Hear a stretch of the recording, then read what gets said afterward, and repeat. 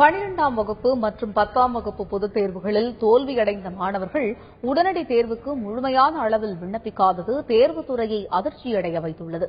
இதுகுறித்து கூடுதல் தகவல்கள் தருகிறார் செய்தியாளர் சங்கரன்.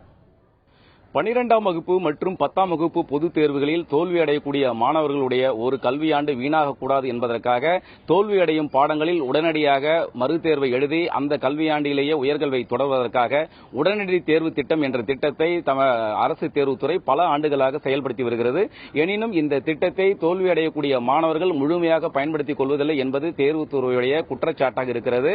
அதாவது இந்த நடந்து முடிந்த மார்ச் ஏப்ரலில் தேர்வு எழுதிய மாணவர்களில் 15,000 மாணவர்கள் இந்த உடனடி தேர்வுக்கு விண்ணப்பிக்காதது தற்போது தெரியவந்திருக்கிறது. அதாவது 12ஆம் வகுப்பிற்கான உடனடி தேர்வுகள் வரும் 22ஆம் தேதி துவங்கி ஜூலை 4ஆம் தேதி வரை நடக்கின்றன. மாநிலம் முழுவதும் 120 மையங்களில் இந்த தேர்வுகள் நடக்கின்றன. இந்த தேர்வில் பொதுத் தேர்வில் 71,957 மாணவர்கள் தோல்வியடைந்தார்கள். எனினும் 60,559 மாணவர்கள் மட்டுமே இந்த உடனடி தேர்வுக்கு விண்ணப்பித்திருக்கிறார்கள். இதனால் 11,398 மாணவர்கள் இந்த தேர்வை எழுதவில்லை, விண்ணப்பிக்கவில்லை என்பது தெரியவந்திருக்கிறது. அதேபோல் 10ஆம் வகுப்பு பொதுத் தேர்வில் தோல்வியடைந்து கூடிய மாணவர்கள் எண்ணிக்கை 64,584 பேர். இந்த மாணவர்களுக்கான உடனடி தேர்வுகள் வரும் 29ஆம் தேதி துவங்கி ஜூலை 8ஆம் தேதி வரை நடக்கின்றன. மாநிலம் முழுவதும் 120 மையங்களில் இந்த தேர்வுகள் நடக்கின்றன.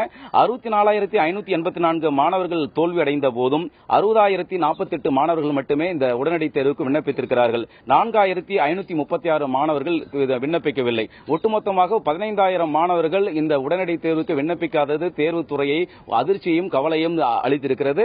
தமிழக அரசு வழங்கக்கூடிய மாணவர்களின் நலனுக்காக வழங்கக்கூடிய இந்த உடனடி தேர்வு திட்டத்தை மாணவர்கள் முழுமையாக பயன்படுத்திக் கொண்டு இந்த தேர்வை எழுதுவதற்கு முன்வர வேண்டும் என்பது தேர்வுத்துறையுடைய கோரிக்கையாக இருக்கிறது.